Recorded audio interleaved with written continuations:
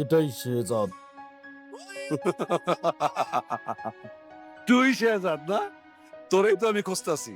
এই, আরে যা। সাধারণত কথা হচ্ছে পুলিশ জনগণের বন্ধু, কিন্তু এটার মূল সম্প্রসারণ হচ্ছে পুলিশ আসলে সরকারের বন্ধু।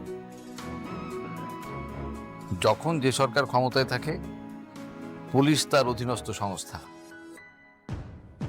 পুলিশ সরকারের স্বার্থে আসলে সব কাজ করে।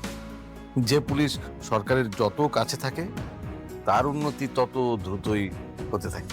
শেহজাদ চৌধুরী কি আসলেই গরিবের বন্ধু, নাকি এর পেছনে লুকিয়ে আছে দেশের সবচেয়ে বড় ব্যাংক ডাকাতির ভয়ঙ্কর নীল নকশা?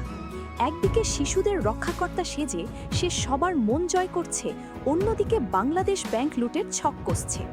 শেহজাদ কি জানে তার এই ভয়ঙ্কর খেলার মাঝে এবার এন্ট্রি নিয়েছে এমন এক বাঘ যে কোনো মন্ত্রীর পরোয়া করে না? হ্যাঁ বন্ধুরা, দুনিয়া টাকার গোলাম নাটকের আজকের পর্বে এমন কিছু ঘটতে চলেছে যা আপনাদের কল্পনারও বাইরে। কে এই নতুন পুলিশ অফিসার? আজকের পর্বে আমরা দেখলাম এক অন্যরকম শেহজাদকে। টাকার জন্য অন্ধ লোকটা কিনা পঙ্গু করে ভিক্ষুক বানানো চক্রের হাত থেকে ছোট বাচ্চাদের বাঁচালো।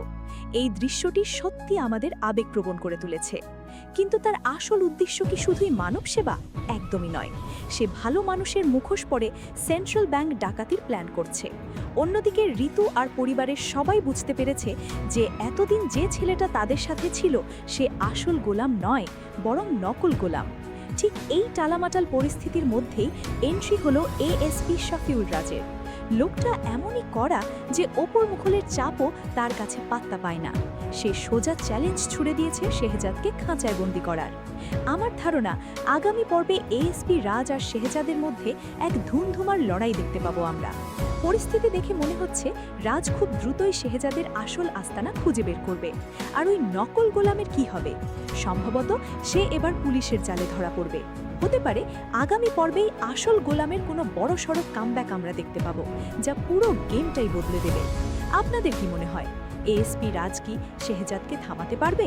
কমেন্ট করে জানাবেন। ভিডিওটি ভালো লাগলে লাইক দিন, সাবস্ক্রাইব করে সাথেই থাকুন।